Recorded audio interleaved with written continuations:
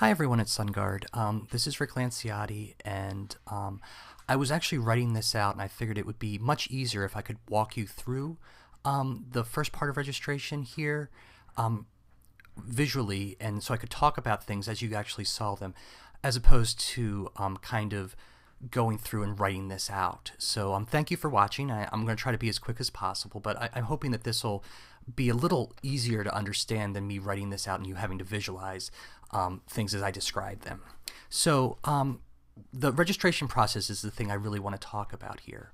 I've logged into self-service here, and I'm going to go up to the search tab right here. Now, of course, there's going to be less tabs for students, but I'm going to click on the search tab. Now, when I click on that, I get this big blank page with this dialog, and I'm not sure. We might be able to go in and change what that says, and then we get two options up here, which really honestly are not very easy to see for searching. Now let's take a look at what people are used to when they go to search for something.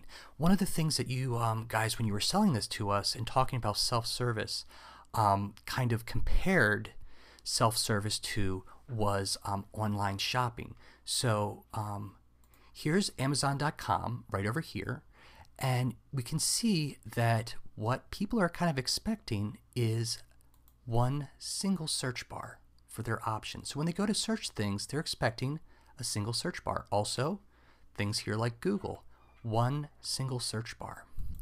But let's kind of go back to this. So once they kind of see this, which is honestly a little bit hard to to pick up, it's a little bit dark. The colors really don't really pull you out. I'd expect it to be more in this area here. If a student is confused by which one to search on, we now have two options, right? As opposed to, as I said, what we're used to, which is one single search bar. We have two. We have course catalog and section search. Now this is something when I'm helping students, they are completely confused as to what these two things mean, if they can find them. So after I point them up to this, there's a lot of confusion here.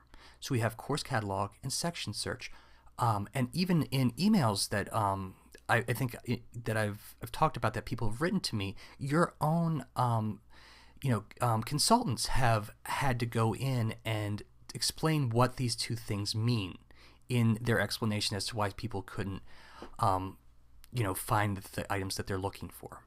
So we've got a lot of space here, even at half screen. Why don't we change these two options here into something that's a little bit more descriptive? So course catalog could be something like search for all of the courses offered by the college, and section search could be what it is, which is basically search for current classes offered or whatever. Make it a little bit, it's a little bit longer, but if we can clarify those options there, that will hopefully reduce some of the confusion that people run into. As it is, if they do find these, and say, for instance, what most students are going to do, like they would do in Google, if they were searching for something, they would just type what they're looking for into this main search bar and then go and refine their searches. Same thing with Amazon. So let's just, for instance, say that we're looking for a video class taught by Stephen Slappy. If they're confused, we read from left to right. So the first thing they're going to click on is this option here, because it's the first one from left to right to choose. And if they have no choice between the two, they're going to choose just the first option, which, because we read from left to right, is going to be the course catalog. So they're then going to type in what they're looking for. So let's say that they're looking for a class by Stephen Slappy, and it's a video class. This is how you would look for stuff in Google. This is how you would look for stuff in Amazon. This is how you look for stuff online. This is the first choice that they've made. You've got one box here, and they click search. And they're not going to find anything. This is going to cause frustration. Also, you can see that there are all of these additional options here to search for. If we look here at Amazon, the number one kind of well-known online shopping experience, it's just a big long box and a list of different departments here. there's, and this is, I think, a little bit overdone, but there's not all of this additional stuff. That comes in, let's say I'm looking for a shirt, after I've done the search. Then I can go in and I can refine my search on the side. So the search that they're looking for, what they're really looking for, this one big kind of button, this big search bar, is actually under the second option, section search, and keywords. So if they look for Slappy and video here, they then get the results they're looking for. If it was just a video class, for instance, there's going to be a lot more results, and that's when all of those refining options over here would be helpful for them, because that's what they would expect from, like I said, from these other options of Google and Amazon. All right, but here's another problem. If I do this, and let me go back, and I look for Stephen Slappy's video class, and I look for an 8 o'clock class, what they're going to do is they're going to put in 8 o'clock or 8 a.m. And that, with the current way that this looks and searches, does not bring up an option, even though if we go back here, there is an 8 o'clock class offered.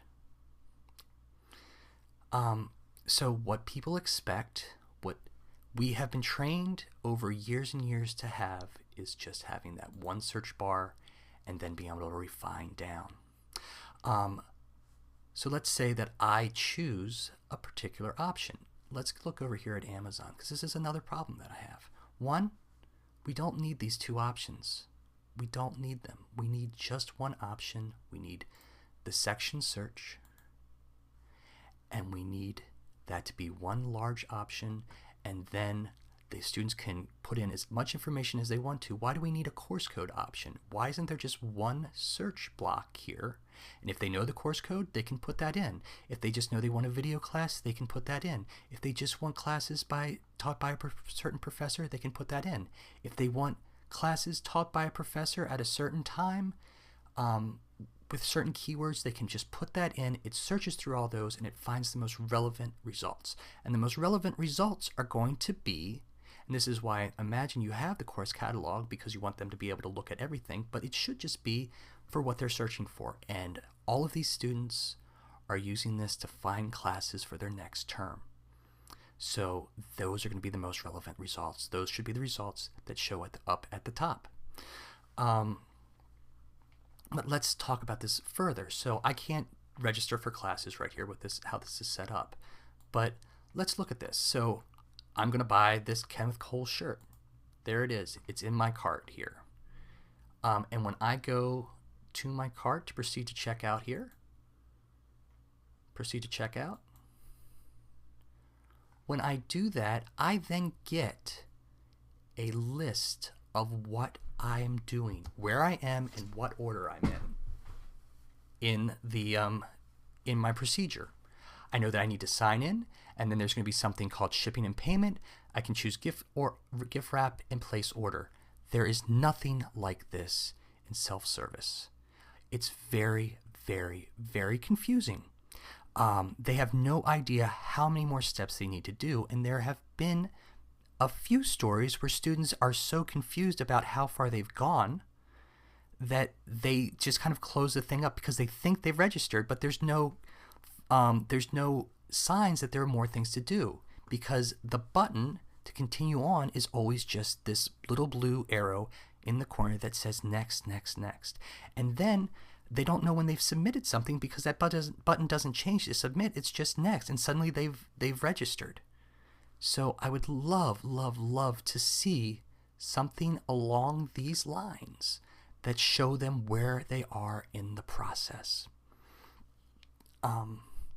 There are a number of other things. A lot of times you refer to things as courses and then sections and courses, or classes. You kind of use those words interchangeably throughout. And there are a few other things that just really need to be refined to help the students be able to check things out, to allow them to reserve their items and allow them to be able to use this registration system. Because right now, all of the way that this is loaded up, the way that people are going to search, it causes problems and it causes frustration. And I'm not just making this up. I've dealt with this multiple times. I've sat there and watched students do exactly that. They click on search, they get confused because they're expecting a giant search bar there. Then they're going to choose the first option that's available to them, which, like I said, this is very hard to find. And they're going to type in exactly what they're looking for here. They're going to get no result, and then they're going to get very upset. And I welcome you guys. I think, this happens to me a lot of times when I'm teaching. Sometimes I'm so used to how things go that I forget that sometimes people don't think exactly the same way that I do. I would really welcome you guys to go to a local high school, have your database set up that you use as a sample database, sit the students down, don't give them anything other than asking, don't give them any like training or anything.